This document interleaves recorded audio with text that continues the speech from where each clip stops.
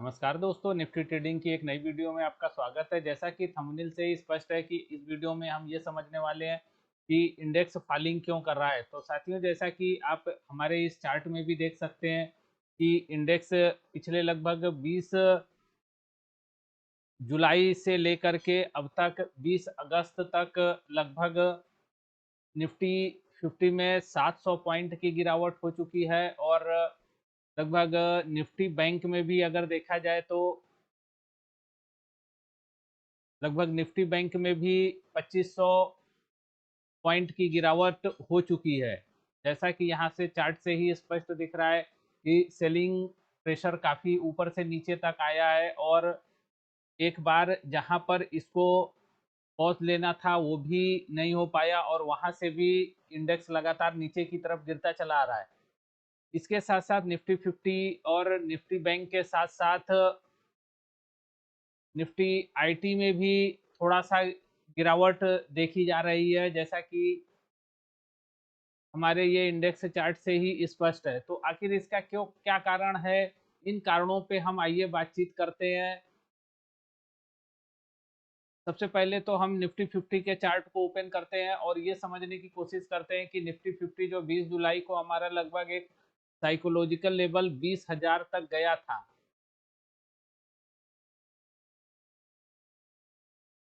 20,000 तक psychological level गया था, उसके बाद से फिर अचानक धीरे धीरे फॉल होने लगा।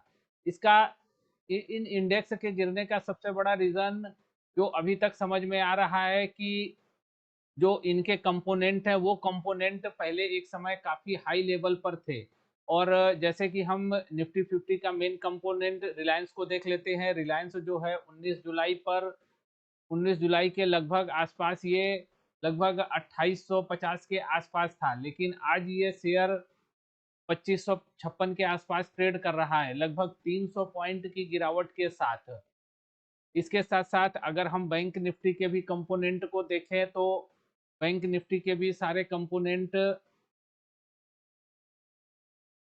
HDFC bank, SBIN, Axis, Kotak, ICICI, Bandhan bank, IndusInd bank, ये सब लगभग एक गिरावट को की तरफ जा रहे हैं, और ये लगभग एक महीने में काफ़ी हद तक गिरावट दिखा रहे हैं। एचडीएफसी बैंक जो है वो लगभग एक आंकड़ों के हिसाब से एचडीएफसी बैंक लगभग 200 रुपए तक टूट चुका है।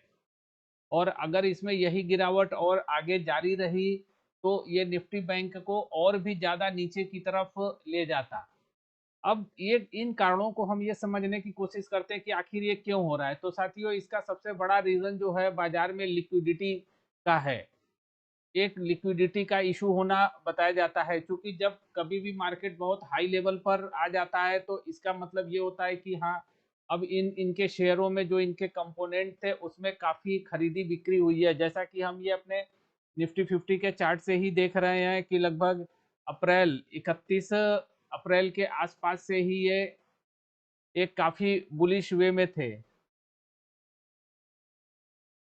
और इसके बाद से फिर ये गिरावट वे में आने लग गए। तो इसका सबसे बड़ा रीज़न ये होता है कि क्योंकि जो हमारे मार्केट के बड़े-बड़े प्लेयर हैं, एफआईआई और बड़े-बड़े इंस्टीट्यूशनल प्लेयर हैं, उन्होंने पहले काफ़ी शेयरों को खरीद करके अपने पास रख लिया, जिनमें कि आईटी के शेयर, रिलायंस आईटी के काफ़ी बड़े-बड़े शेयर थे।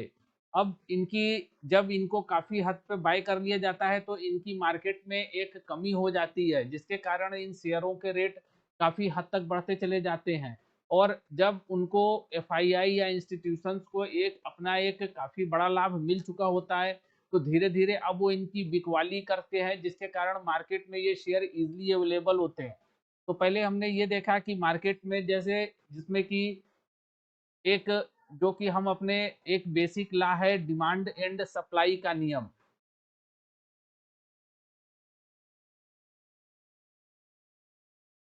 यहाँ पर सप्लाई और डिमांड का नियम ही लागू होता है, क्योंकि जिस समय ये शेयर्स या इंडेक्स नीचे की तरफ थे तो इनकी काफ़ी डिमांड हुई और इनके शेयरों को खरीदा गया। इनके शेयरों को खरीदने के साथ साथ बाइंग अपॉर्चुनिटी पैदा की गई, मार्केट में एक डिमांड पैदा किया गया, और धीरे धीरे जब ये एक टॉप लेवल पर आ गए तो फिर उसके बाद से वहाँ पर जब सबको अपना एक मुनाफा दिख गया, तो वहाँ से फिर धीरे धीरे मार्केट में ये शेयर बेचे जाने लग गए, जिससे कि मार्केट में इनकी लिक्विडिटी बढ़नी चालू हुई।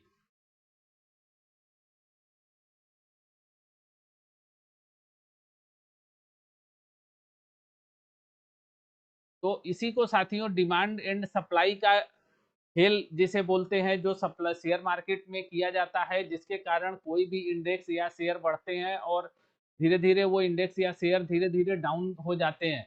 तो अभी जैसा कि हम चार्ट में देख रहे हैं कि अभी निफ्टी या निफ्टी बैंकों में और भी गिरावट समझी जा रही है, क्योंकि जब तक जो इनके कंपोनेंट है, जैसे आइए एक-एक करके हम इनके कंपोनेंट को समझना चालू करते हैं और उनके ऊपर बात करते हैं। अगर हम रिलायंस की बात करें, जो कि निफ्टी 50 का एक महत्वपूर्ण कंपोनेंट है, तो रिलायंस जो है, अगर हम चार्ट से देखें तो ये लगभग 15 मार्च 23 से ही 15 मार्च 23 को ये 2197 रुपए पर था और यहाँ से इसने काफ़ी बड़ी बढ़त बना करके 2840 यानी लगभग 700 रुपए का लगभग अर्निंग शो किया। धीरे-धीरे जब एक एफआईआई को या और भी इंस्टीट्यूशंस को अपना एक तयशुदा प्रॉफिट मिल गया, तो उन्होंने इन शेयरों को धीरे-धीरे मार्केट में बेचना चालू कर दिया, जिससे कि मार्केट में लिक्विडिटी बराबर एक बनी रहे। और अभी इस समय अगर हम देखेंगे तो रिलायंस के शेयर जो चल रहे हैं लगभग 2480 रुपए पर, यानी कि लगभग 400 रुपए की अभी कमी हो चुकी है इनमें। आगे जो हमारा एनालिसिस कहता है कि लगभग ये शेयर 300 रुपए और टूट सकता है।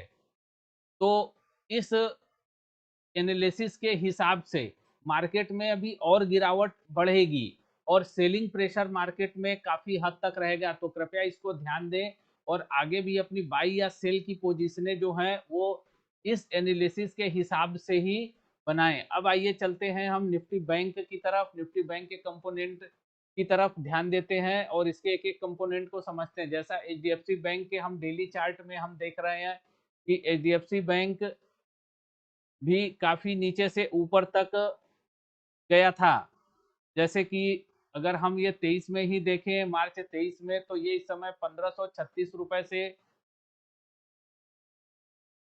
ऊपर जा करके ये लगभग 1750 रुपए यानी 200 रुपए का इसने गेन किया और अभी ये शेयर 1590 रुपए पर यानी कि 200 रुपए माइनस पे आ चुका है। अभी इसमें कम से कम 50 से 60 रुपए या 70 रुपए की और गिरावट संभव है।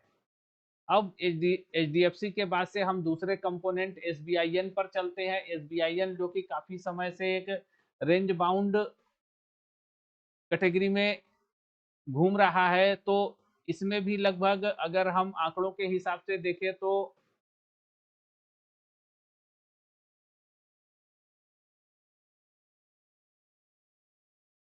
इसमें भी ये भी अपने शेयर 500 रुपए के लोअर लेवल से काफ़ी ऊपर जाकर के 620 रुपए पर काम कर रहा था, लेकिन धीरे-धीरे वहाँ से भी एक गिरावट चालू हुई, जो कि इसको 560 रुपए पर ले आई। अभी कम से कम इसमें भी माइनस 60 रुपए की एक गिरावट और संभव है। इसी के साथ-साथ हम और भी अगर कंपोनेंट है, एक्सिस बैंक है, कोटक बैंक है, आईसीआईसी बैंक है, बंधन बैंक है, सब चूंकि हाइयर लेवल पर थे, धीरे-धीरे सब में एक गिरावट देखी जा रही है।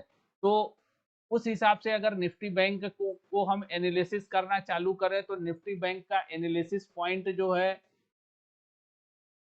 वो लगभग 42,000 है। इंडेक्स अगर 42,000 के आसपास आता है, तभी वहां से उसमें एक फ्रेश मूवमेंट बन सकता है। जैसा कि चार्ट में भी हम देख रहे हैं कि इंडेक्स 38,500 से ऊपर काफी हद तक ऊपर जाकर के 46,000 के हाई लेवल को उसने 46,500 के हाई लेवल को टच किया। धीरे धीरे वहां से भी एक गिरावट चालू हुई, जो कि लगभग 2,500 के आसपास की एक गिरावट आ चुकी है और अभी इसमें कम से कम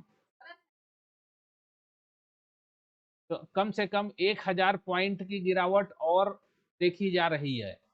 तो इस एनालिसिस को ध्यान में रखते हुए कृपया अपनी बाई और सेल की पोजीशनों को आप उसी हिसाब से मैनेज करें, जिसके कारण कि आपको आपका लॉस ना होने पाए। तो ये कारण जो मैंने एनालिसिस किया, ये कारण मुझे समझ में आया, आप भी इसको देखें। इसके साथ-साथ और भी जितने भी इंडेक्स हैं, वो भी लगभग गिरावट की तरफ हैं, जैसे कि निफ्टी मिड कैप, उसमें भी लगभग ये काफ़ी हाई लेवल पर काम कर रहा था, इसमें भी गिरावट जारी है। स्मॉल कैप, इसमें भी काफ़ी हद तक गिरावट जारी है। तो ये समझ में आ रहा है कि मार्केट में एक बाई और जो एक बाई की पोजीशन तो अब खत्म हो चुकी है, अब सेलिंग की पोजीशन लगातार क्रिएट की जा रही है और इंडेक्स को लगातार नीचे की तरफ गिराया जा रहा है। तो इन चीज़ों को ध्यान में रखते हुए आप अपनी आगे की ट्रेडिंग को अ, मैनेज करें और अपना risk and reward ratio manage करें, क्योंकि मार्केट में अभी मेरे एनालिसिस के हिसाब से कोई बहुत बड़ा प्लस मूवमेंट नहीं आने वाला है। जो भी है मार्केट गिरावट साइड में ही मैं देख रहा हूँ कि कम से कम 18,600 18,400 के आसपास तक मार्केट आएगा, फिर हो सकता है वहाँ से बाउंस बैक लेगा। तो इन चीज़ों को ध्यान में रखते हुए आप अपनी trading quantity, positioning quantity trading को एक अच्छे से परफॉर्म करें और अपनी हार्ड अर्न्ड मनी को सेफ करके रखें, ताकि जिस दिन मार्केट में मूवमेंट आएगा उस दिन आप उसका ज़्यादा मुनाफा ले सकें। तो इस वीडियो में इतना ही। निफ्टी ट्रेडिंग्स की नई वीडियो में फिर किसी और भी चीज़ों पर चर्चा करेंगे। तब तक के लिए धन्यवाद।